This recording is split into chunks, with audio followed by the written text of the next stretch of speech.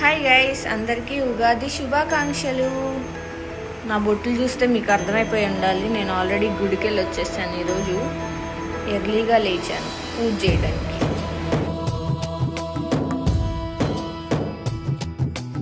ఓంకారం సృష్టి సారం విధి విధి లిఖితం